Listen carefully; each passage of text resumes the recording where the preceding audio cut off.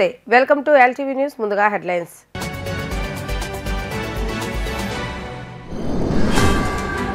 YS Rajasekhara Reddy మరణంపై Congress కు సంబంధించి అనుమానాలు ఉన్నాయన్న ప్రభుత్వ సలహాదారు సజ్జల రామకృష్ణారెడ్డి షర్మిల కాంగ్రెస్ లో చేరిక వెనుక చంద్రబాబు నాయుడు కుట్ర ఉందని ఆరోపణ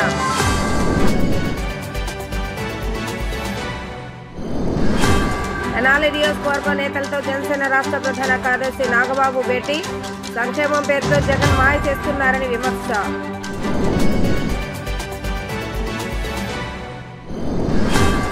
వైసీపీ ప్రభుత్వంపై ఎంపీ కనకమేడ్ల రవీంద్రబాబు ఫైర్ పోలీసు వ్యవస్థతో ప్రజల్ని భయభ్రాంతులకు గురి చేస్తున్నారని ఆగ్రహం షర్మిల కాంగ్రెస్ లో చేరటం వెనుక చంద్రబాబు నాయుడు కుట్ర ఉందని ప్రభుత్వ సలహాదారు సజ్జల రామకృష్ణారెడ్డి ఆరోపించారు. వైఎస్ షర్మిల రాజకీయంగా ఎక్కడి నుంచి అయినా ప్రాతినిధ్యం వహించవచ్చని తెలిపారు. ఆమె కారణంగా వైఎస్ఆర్సీపీకి వచ్చే నష్టం ఏమీ ఉండదని సజ్జల పేర్కొన్నారు. ఈ సందర్భంగా సజ్జల రామకృష్ణారెడ్డి మాట్లాడుతూ ఆంధ్రప్రదేశ్లో కాంగ్రెస్ పార్టీకి భవితవ్యం లేదని అలాంటి పార్టీని తాము పట్టించుకోమన్నారు. అంగన్వాడీలపై ప్రభుత్వం ఎస్మా అస్త్రం ప్రయోగించడం సరైందేనని తెలిపారు. అంగన్వాడీ కేంద్రాల్లో పిల్లలు గర్భిణీలు ఇబ్బంది పడుతున్నారన్న ఆయన వారి ప్రాణాలు కాపాడే బాధ్యత ప్రభుత్వంపై ఉందన్నారు. అంగన్వాడీలు అత్యవసర సర్వీసుల కింద ఉన్నారని తెలిపారు. విధుల్లో చేరాలని అంగన్వాడీలకు పలుసార్లు విజ్ఞప్తి చేశామని పేర్కొన్నారు. ప్రభుత్వ ఆదేశాలను అంగన్వాడీలు ధిక్కరించారని ఆరోపించారు. అందుకే అంగన్వాడీలపై ఎస్మా ప్రయోగించినట్లు తెలిపారు. సీఎం రమేష్ ఫ్లైట్లో వెళ్ళడం కానీ లేదా అక్కడ ఆయన బ్రదర్ అనిల్తో బీటెక్ రవి ఇవన్నీ యాదృచ్ఛికమని మేము అనుకోవట్లా. అక్కడ ఢిల్లీకి సంబంధించి మాట్లాడడంలో కానీ వీటన్నిటిలో వాళ్ళ ప్రయత్నాలు అన్నీ జరుగుతున్నాయి, అందరికి తెలిసినవే. వాటి గురించి మేమెందుకు కామెంట్ చేయట్లేదంటే ఇష్యూస్ డైవర్ట్ అవుతాయి, మేము దేని మీద చెప్పాలనుకుంటున్నామో దాని నుంచి డీవియేట్ అవుతుంది కాబట్టి మా అంతటా మేము అనట్లా. But at the same time సొంతంగా పార్టీ పెట్టుకోవడానికి కానీ లేదా ఇంకో పార్టీలో చేరడానికి కానీ ఒక్కసారి ఆమె రాజకీయ ప్రస్థానం మొదలయ్యాక షర్మిలమ్మ గారికి ఆమె ఇష్టం, అది ఆమె చూస్ చేసుకోవచ్చు, వెళ్తారు. ఒకసారి వచ్చిన తర్వాత ఇక్కడికి వచ్చాక కాంగ్రెస్ పార్టీ నాయకులుగానే ఉంటారు, నాయకురాలుగా ఉంటారు. ఆమెకి ఇక్కడికి వస్తున్నట్టు కూడా ఇంతవరకు అనౌన్స్ చేయలేదు. ఒకవేళ వస్తే కాంగ్రెస్ పార్టీ నాయకురాలుగా వస్తారు. ఇలాంటి గతంలోనే జరిగింది. మా పార్టీ పుట్టినప్పుడే ఫస్ట్ బై ఎలక్షన్లోనే వివేకానంద రెడ్డి గారిని ఆ రోజు కాంగ్రెస్ దీంట్లోకి ఇది పెట్టుకొని ఆ రోజు తెలుగుదేశం కాంగ్రెస్ కలిసే కడపలో జగన్మోహన్ రెడ్డి గారిని మా పార్టీని మొగ్గలోనే ఉంచాలని ట్రై చేశారు. ఆయన రాజశేఖర రెడ్డి గారికి స్వయానా తప్పదు. సో మరి ఆ రోజు అదే కాంగ్రెస్ పార్టీ నుంచి ఆయన ఉన్నాడు, తర్వాత మంత్రిగా కూడా ఉన్నాడు. ఆ రోజే కాల అప్పుడు అధికారంలో కాంగ్రెస్ ఉంది, ప్రధాన ప్రతిపక్షం తెలుగుదేశం పార్టీ, మాదేమో అప్పుడే పుట్టిన వైఎస్ఆర్సీపీ అప్పుడే పుట్టిన పార్టీ. ఫ్యాన్ గుర్తు తెచ్చుకునే వేరే ఎలక్షన్లోకి వెళ్ళారు. రిజల్ట్ ఎందుకు చూశారు. ఈరోజు అసలు కాంగ్రెస్ పార్టీ లేదు. దీంట్లో ఏదైనా కనపడితే చంద్రబాబు కుట్రకోణం కనిపిస్తుంది. ఆ రోజు నుంచి రాజశేఖర రెడ్డి గారి మరణం మీదే డౌట్స్ ఉన్నాయి కాంగ్రెస్ దానికి సంబంధించి. దాని తర్వాత వచ్చిన పరిణామాలలో జగన్మోహన్ రెడ్డి గారి మీద పెట్టిన తప్పుడు కేసుల్లో కానీ ఇటు టీడీపీ కాంగ్రెస్ కలిసే చేసాయి. అక్కడి నుంచి ఆ జర్నీలో కాంగ్రెస్తో ఇప్పుడు ఈయన తెర వెనుకో ఏదో ఒక రకంగా అయితే కాంటాక్ట్లో ఉంటున్నాడు. ఇప్పుడు కొత్తగా దానికి మళ్ళీ ఇంత జీవం పోసి జగన్మోహన్ రెడ్డి గారి మీద దుమ్ము ఎత్తిపోయించడం ఎట్లా, లేదా ఏదైనా ఓటు ఏదైనా ఉంటే కొంచెం లాగ్గలమా అనే ఒక దింపుడు కళ్ళ ఆశతో ఈరోజు ఈ ప్రయత్నాలు చేస్తున్నాడు. ఆయన తనకేం కావాలనేది అందరి ద్వారా చేయించడానికి చేసే ప్రయత్నాల్లో అందులో తాజాగా ఇది కొత్తది. ఇప్పుడు జరిగింది కాంగ్రెస్ ద్వారా, కాంగ్రెస్లో షర్మిలమ్మ గారి ప్రవేశం కానీ ఇప్పుడు జరగబోయే డ్రామా కూడా. ఆయనకు కావాల్సింది ఏంటి, స్టేట్ డెవలప్మెంట్ కానీ స్టేట్లో జరుగుతున్న పరిణామాలు కానీ 14-19 మధ్య ఏం జరిగింది, ఇప్పుడు జరుగుతున్న అభివృద్ధి కార్యక్రమాలు సంక్షేమ కార్యక్రమాల మీద కానీ చర్చ జరగకూడదు. ఆ పేరు మీద ఆ అజెండాతో జనంలోకి వెళితే ఆయనకు మైనస్ మార్కులే వస్తాయి. ఎందుకంటే జగన్మోహన్ రెడ్డి గారు మేనిఫెస్టోలో చెప్పినవన్నీ చెప్పనివి కూడా పాజిటివ్ చాలా అమలు చేశారు, ప్రూవ్ చేసుకున్నారు. ప్రజల బ్లెస్సింగ్స్ ఉన్నప్పుడు ఇష్యూస్ డైవర్ట్ చేయాలంటే ఆయనకు ఎప్పుడు సంచలనాత్మకమైనవి సంబంధం లేనివి ఎప్పటికప్పుడు ఏదో ఒకటి ఉండాలి. అవి అందులో క్రియేట్ చేయడంలో భాగంగానే ఇవన్నీ చేస్తూ వచ్చారు. ఇప్పుడు అందులో తాజాగా ఏం జరిగిందో మేము భావిస్తాం. మున్సిపల్ కార్మికుల కోరిక డిమాండ్లను ప్రభుత్వం పరిష్కరిస్తుందని, వెంటనే సమ్మె విరమించి విధుల్లో చేరాలని మంత్రి బొత్స సత్యనారాయణ చెప్పారు. కార్మికుల సమ్మె విరమిస్తే 10 రోజుల్లో వారి సమస్యలను పరిష్కరించి ఉత్తర్వులు జారీ చేస్తామని హామీ ఇచ్చారు. రాష్ట్రంలో పురపాలక సంఘాలు కార్పొరేషన్ల పరిధిలో సమ్మె చేస్తున్న పారిశుద్ధ కార్మిక సంఘాల ప్రతినిధులతో రాష్ట్ర సచివాలయంలో మంత్రుల బృందం మరోసారి సమావేశమైంది. ఈ సమావేశంలో విద్యాశాఖ మంత్రి బొత్స సత్యనారాయణ, ప్రభుత్వ సలహాదారు సజ్జల రామకృష్ణారెడ్డి, రాష్ట్ర పురపాలక పట్టణాభివృద్ధి శాఖ ప్రత్యేక ప్రధాన కార్యదర్శి వై శ్రీలక్ష్మి, సిడిఎంఏ కోటేశ్వర, స్వచ్ఛంద్ర కార్పొరేషన్ ఎండి గంధం చంద్రుడు, ఇతర ఉన్నతాధికారులు పాల్గొన్నారు. ఈ సందర్భంగా బొత్స మాట్లాడుతూ స్కిల్డ్, అన్స్కిల్డ్ వర్కర్లకు ఒకే తరహా వేతనాలు మినహా మిగిలిన అన్ని డిమాండ్లను వెంటనే పరిష్కరించి 10 రోజుల్లో జీవో జారీ చేస్తామని తెలిపారు. కొద్ది రోజులుగా అవుట్సోర్సింగ్ ఉన్న పారిశుద్ధ్య కార్మికులు మరియు మున్సిపాలిటీలో పనిచేస్తున్న అవుట్సోర్సింగ్ కార్మికులు చేస్తున్న సమ్మెలో గత 2 దఫాలుగా చర్చ జరగడం జరుగుతాం. ఫైనల్గా ఈరోజు అందరినీ పిలిచి వారితో చర్చించాం. వారు అడిగిన అన్నింటినీ కూడా అంగీకరించడం జరిగింది. ఎవరికైతే పారిశుద్ధ్య కార్మికులు ఉన్నారో దాన్ని ఒక కేటగిరీ తయారు చేశాం. ఇంతకుముందు ఇందులో 4-8 రకాల పనిచేసేవారు ఉన్నారు. దాంట్లో 3 రకాలు పనిచేసేవారు. అందులో ట్రైన్ చేసేవారు, దాంతోపాటు డ్రైవర్సు, వారితో పాటు మరే వర్కర్స్ వాళ్ళు కూడా ఈ కేటగిరీ తీసుకొచ్చి వాళ్ళందరికీ కూడా ఏదైతే ఇంతకుముందు హెల్త్ ఇన్సూరెన్స్ ఇచ్చేవాళ్ళమో ఆ డబ్బులు కలిపి 21,000, అలాగే 18,000 రూపాయలు ఇస్తే దానికి 6,000 కలిపి 24,500 ఆ రకంగా ఇవ్వాలనేది దీన్ని నిర్ణయించాము. నిర్ణయించి గురించి ఎలవెన్స్ అనే పేరు లేకుండా అంతా కూడా శాలరీ రూపాయనే ఇవ్వడానికి అనేది నిర్ణయం తీసుకోవడం జరిగింది. జీతాలు 2-3 రోజుల్లో ఇవ్వాలి. పనిచేస్తున్న స్కావెంజర్ కానీ లేదా ఆయాలకు కానీ వాళ్ళకి జీతాలు ఇవ్వాలని మరి ఉత్తర్వులు ఇస్తామనే విషయాన్ని కూడా వాళ్ళకి చెప్పడం జరిగింది. వాళ్ళు వచ్చి కొన్ని రిక్వెస్ట్ ఇచ్చారు. ఇంతకుముందు మాకు కేటగిరీ చెల్లుల్లో వాళ్ళ జీతాలు మించి పెద్దలు వచ్చాయండి, మమ్మల్ని కూడా ఆ కేటగిరీ కలపాలిచ్చారు. ఏవైతే ఆ కేటగిరీలో ఫైనాన్స్ డిపార్ట్మెంట్ పెండింగ్ ఉన్నాయన్నారు అవి ఇంతకుముందు కూడా చర్చల్లో వచ్చి పెట్టారు. వాళ్ళ తాలూకు రిక్వెస్ట్ కూడా ఉన్నాయి. వాటిని అన్నింటినీ కూడా మరి ఫైనాన్స్ డిపార్ట్మెంట్ నుంచి దాన్ని అలాగే ఒప్పించి వాటికి కూడా వాళ్ళు 10 రోజుల్లో జీవో ఇప్పిస్తామనే విషయాన్ని కూడా వాళ్ళు చెప్పడం జరిగింది.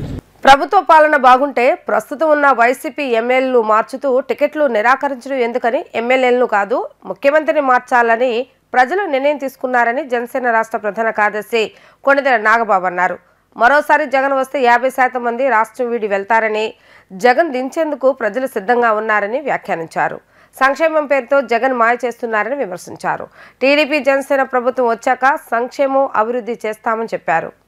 తెనాలి నియోజకవర్గ కార్యాలయంలో నియోజకవర్గ నేతలు, కార్యకర్తలు, వీర మహిళలతో సమావేశాన్ని నిర్వహించారు. ఈ సందర్భంగా నాగబాబు మాట్లాడుతూ వైసీపీ పాలనలో రాష్ట్రంలో బతకలేమని 24 లక్షల మంది వలస వెళ్లిపోయారని, ఇది ఖచ్చితంగా ప్రభుత్వ పాలన వైఫల్యమేనని అన్నారు. పరిశ్రమలు రాక, ఉపాధి లేక యువశక్తి నిర్వీర్యం అయిపోయింది. టీడీపీ ప్రభుత్వంలో మొదలుపెట్టిన రాజధానిని కూడా వెనక్కి నెట్టారన్నారు. అవినీతి విచ్చలవిడిగా పెరిగి రాష్ట్రంలో దోపిడీ పెరిగిపోయిందన్నారు. ఏపీలో అన్ని రంగాలను నాశనం చేసి ఇథియోపియా దేశం తరహాలో తయారు చేశారన్నారు. దేశంలో ఎక్కడ గంజాయి దొరికినా దాని మూలాలు రాష్ట్రంలోనే కనిపిస్తున్నాయన్నారు. వైసీపీ నాయకులు గంజాయిని ప్రోత్సహించి వేల కోట్ల రూపాయలు వెనకేసుకున్నారన్నారు. ముఖ్యమంత్రి హోదాలో ఉన్న వ్యక్తి పిల్లలకు సంబంధించిన సభలో పెళ్లిళ్లు, భార్యల గురించి మాట్లాడటం బాధాకరమన్నారు. తెలంగాణ తీసుకొచ్చారనే పేరొందిన కేసీఆర్నే ప్రజలు గద్దె దింపితే ప్రజల్ని అష్టకష్టాలు పెట్టిన వైసీపీకి ప్రజలు బలంగా బుద్ధి చెప్పేందుకు సిద్ధంగా ఉన్నారన్నారు. తెనాలి నియోజకవర్గ ఓటర్లు నాదెండ్ల మనోహర్కి అండగా నిలిచి గెలిపించాలని కోరారు. 2019లో జనసేన ఓడిపోయినా నిరాశ చెందకుండా పవన్ కళ్యాణ్తో నిస్వార్థంగా ప్రయాణం చేసి క్లిష్టకాలంలో పార్టీకి అండగా నిలిచారన్నారు.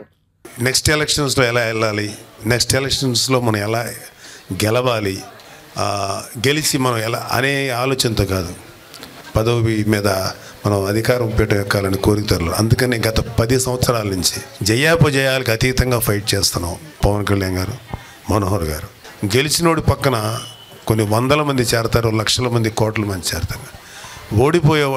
ఓడిపోయినా ఓడిపోతాడని తెలిసిన పవన్ కళ్యాణ్ గారు లాంటి గ్రేట్ లీడర్, ఆయన ఓడిపోయే కొద్దీ బలపడేటువంటి గొప్ప నాయకుడు ఆయన. ఇక్కడ ఉన్న వాళ్ళందరికీ ఇవాళ ఎటువంటి ఫేట్ఫుల్ లైఫ్ ఉందో మనకు తెలుసు, ఎలాంటి జీవితం జీవిస్తున్నామో మనకు తెలుసు.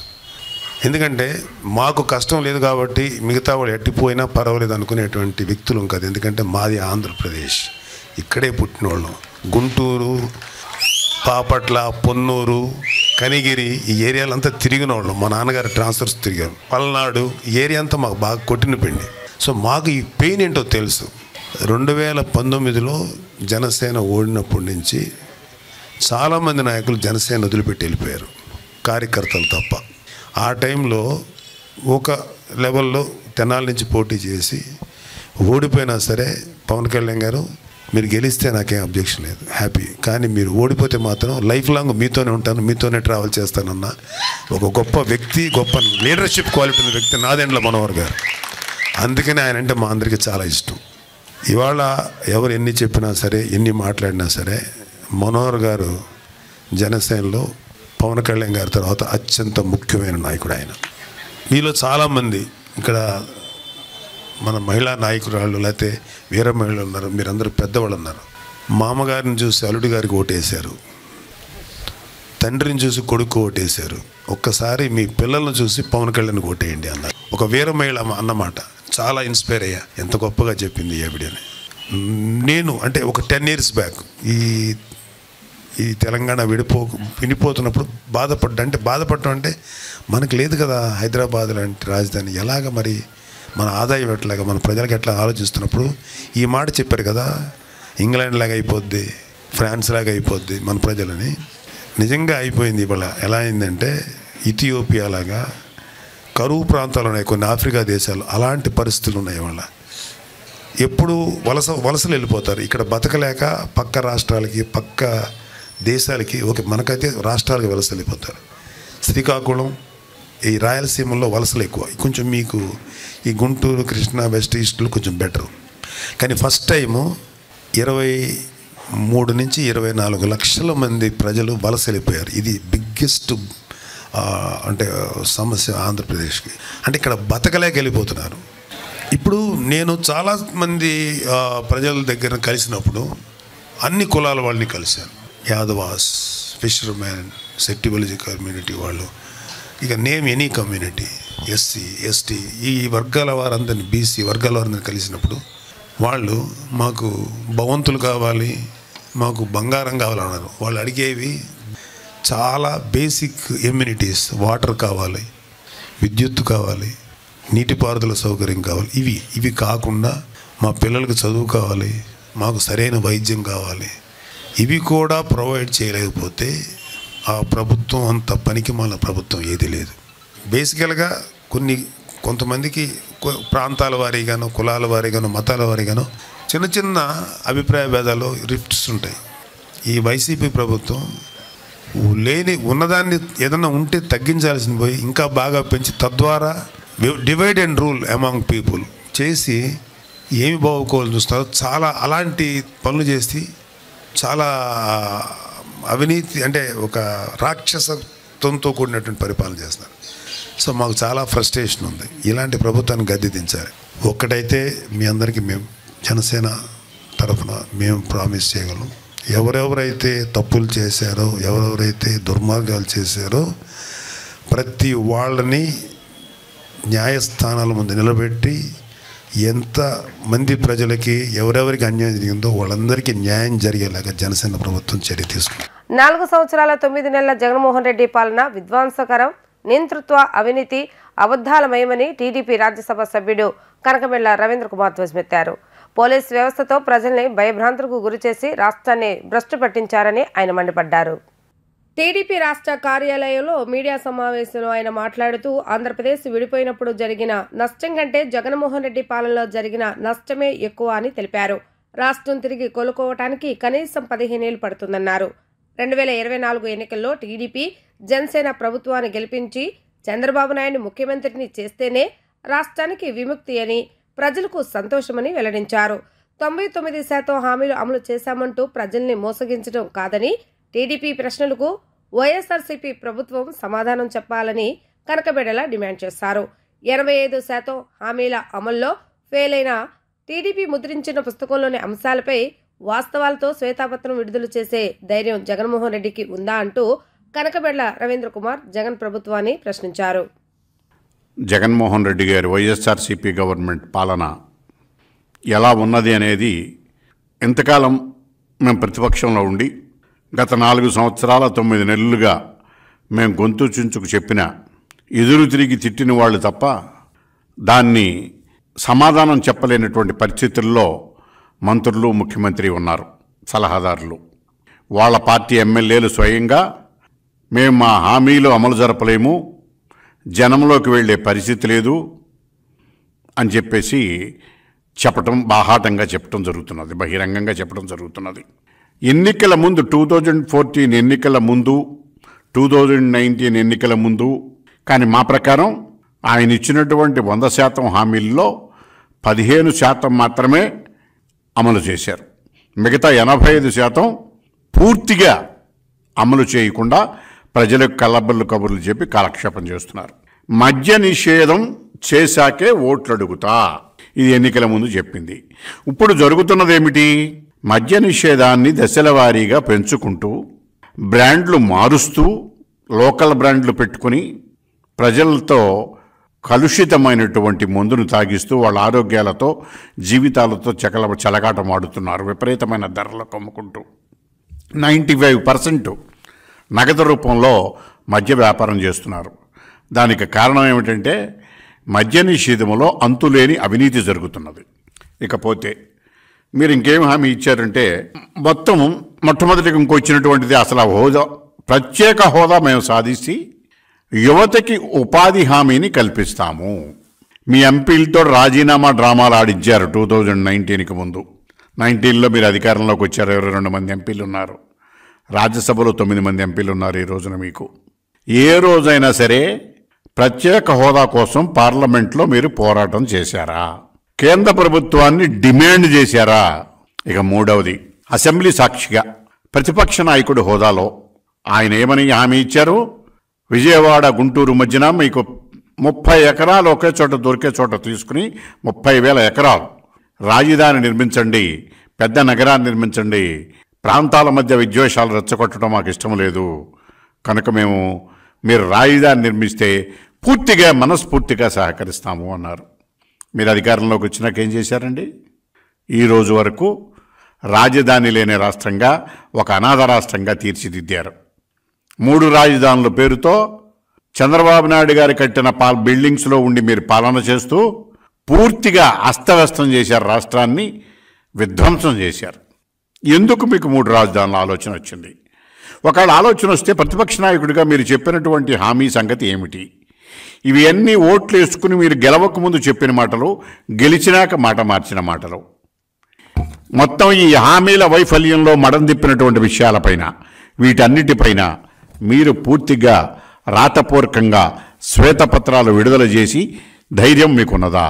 అది చేసి ప్రజల దగ్గరికి ఓట్లు అడగడానికి వెళ్ళండి. ఈరోజు కూడా కనీసం ప్రజలకు వాస్తవాలు చెప్పండి. మీరు చెప్పకపోతే మీ ఎమ్మెల్యేలతో చివరికి రోడ్ల మీదకి వచ్చి వాస్తవాలు చెప్పే పరిస్థితి ఉంది. కనుక 2020-24 ఎన్నికల్లో నైతికంగా ఓట్లు అడిగేటటువంటి హక్కు మీరు ఎన్నికల ముందు 19కి ఎన్నికల ముందు ఇచ్చిన హామీల ప్రకారము పూర్తిగా కోల్పోయారు. వ్యక్తిగతంగా కేశినేని నానిని కలవటానికి వచ్చానని మైలవరం టీడీపీ నేత బొమ్మసాని సుబ్బారావు తెలిపారు. పార్టీ వేడొద్దని చెప్పడానికి వచ్చానని, నిర్ణయంపై ఆలోచిస్తానని చెప్పాడని పేర్కొన్నారు. నాని పార్టీ వేడతారు అనుకోవటం లేదు. ఒకవేళ నాని పార్టీ వీడితే రాష్ట్రానికి చంద్రబాబు నాయుడు ఆవశ్యకత ఉంది కాబట్టి చంద్రబాబు నాయుడుతోనే నేను ఉంటానని తెలిపారు. నాకు కేశినేని నాని కంటే మా నాయకులు చంద్రబాబు నాయుడు ముఖ్యమని అన్నారు. రేపు జరిగే తిరువూరు సభకు కేశినేని నాని వెళ్ళటం లేదని స్పష్టం చేశారు.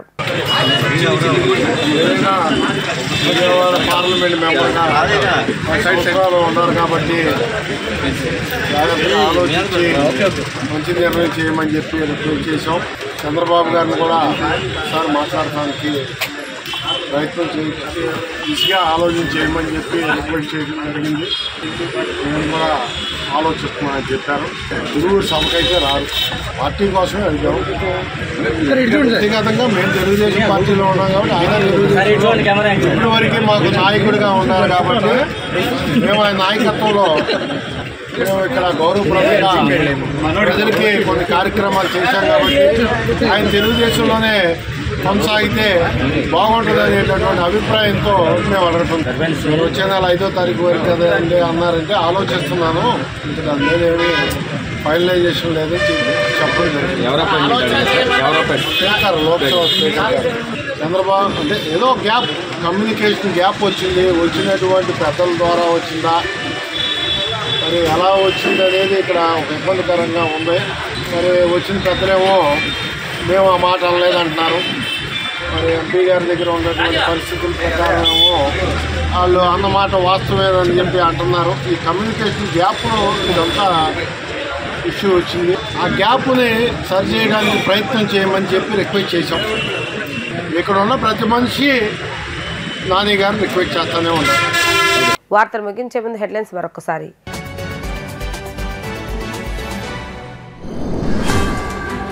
వైఎస్ రాజశేఖర రెడ్డి మరణంపై కాంగ్రెస్ కు సంబంధించి అనుమానాలున్నాయన్న ప్రభుత్వ సలహాదారు సజ్జల రామకృష్ణారెడ్డి. షర్మిల కాంగ్రెస్ లో చేరిక వెనుక చంద్రబాబు నాయుడు కుట్ర ఉందని ఆరోపణ.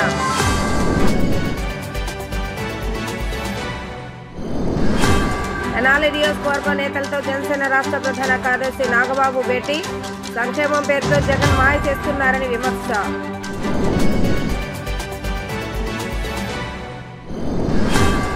వైసీపీ ప్రభుత్వంపై ఎంపీ కనకమేడ్ల రవీంద్రబాబు ఫైర్. పోలీసు వ్యవస్థతో ప్రజల్ని భయభ్రాంతులకు గురి చేస్తున్నారని ఆగ్రహం. ఇవి ఈరోజు వార్తా విశేషాలు. తిరిగి ప్రసారమే వార్తలు మళ్ళీ కలుద్దాం. అంతవరకు సెలవు. నమస్కారం.